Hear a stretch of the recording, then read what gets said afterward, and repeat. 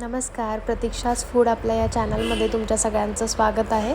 तर आज आपण मस्त असे गरमागरम कुरकुरीत वडापावची रेसिपी पाहूया.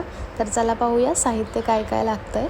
हे मी 3 मोठ्या आकाराचे बटाटे उकडून घेतलेत. त्यानंतर हे मी बेसन भिजवलं आहे, अर्धा चमचा सोडा आणि अर्धा चमचा मीठ घालून.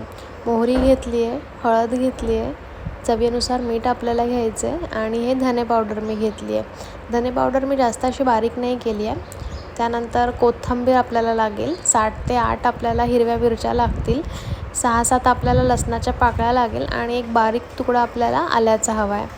आता भाजीसाठी आपल्याला फोडणी तयार करायची आहे. तर त्यासाठी मी इथे कढई तापवून घेतली आहे. त्यामध्ये मी 2 पळ्या तेल घालते आहे. तेल आपल्याला मस्त असं गरम करून घ्यायचं आहे, जेणेकरून आपण जेव्हा त्यात मोहरी घालू तर ती छान अशी तडतडेल.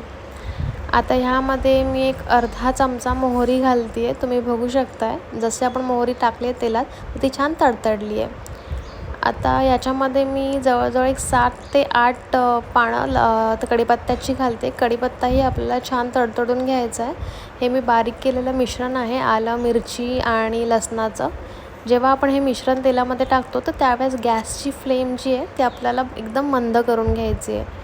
त्याच्यानंतर एक जवळजवळ अर्धा चमचा आपण याच्यामध्ये धनेपूड घालतो आहे, एक अर्धा चमचा हळद घालतो आहे आणि चवीनुसार मी अर्धा चमचा यामध्ये मीठ घालते आहे. हे मिश्रण आपल्याला छान असं भाजून घ्यायचं आहे, जेणेकरून लसणाचा कच्चा वास जो आहे तो आपल्या बटाट्याच्या भाजीला नाही येणार. तुम्ही बघू शकताय छान कलर आला आहे. जो बटाटा आपण उकडून घेतलेला तो छान असा मी कुस्करून घेतला आहे, तो याच्यामध्ये आपल्याला मिक्स करून घ्यायचा आहे. बटाट्याचं अगदी पीठ नाही आपल्याला करायचं आहे, तो त्यामध्ये बटाट्याचे दाणे असे आपल्याला दिसले पाहिजेत. वरून खूप सारी मस्त अशी कोथिंबीर आता आपण घालून घेऊया आणि मिश्रण जे आपल्या बटाट्याच्या भाजीचं ते मिक्स करून घेऊया. बघू शकताय छान असा पिवळा कलर आपल्या उसळीला आला आहे. ही जी बटाट्याची भाजी केली आहे त्याचे मध्यम आकाराचे आपण आता छान वडे करून घेऊया.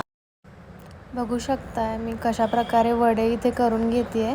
अशाच प्रकारे आपल्याला सगळे आपले वडे तयार करून घ्यायचे. तुम्हाला हव्या तेवढ्या मोठ्या आकाराचे तुम्ही वडे करू शकता. आता मी ह्याच सिमिलर आकाराचे सगळे वडे तयार करून घेतलेत. बघू शकताय कसा आकार आपण देतोय वड्याला.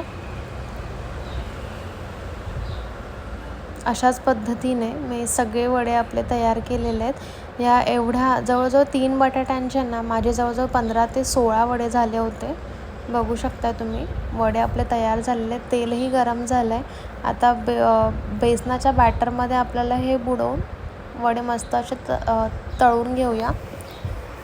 ज्यावेळेस आपण वडे टाकतो तेलामध्ये त्यावेळेस जी गॅसचा फ्लेम आहे ना तो आपल्याला मोठाच ठेवायचा आहे, जेणेकरून आपल्या कढईला जे वडे ते चिपकणार नाही. कधी कधी काय होतं, तेल आपलं फारसं तापत नाही, त्यामुळे आपले जे वडे आहेत ना ते कढईला खाली जाऊन बसतात.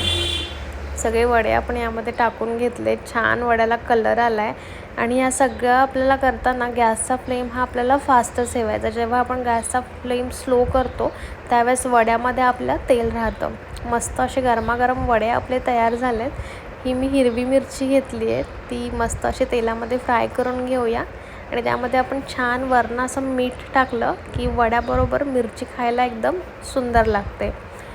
छान प्रकारे आपल्या वडापावची रेसिपी तयार झाली आहे. रेसिपी आवडली असेल तर व्हिडिओला नक्की लाईक करा.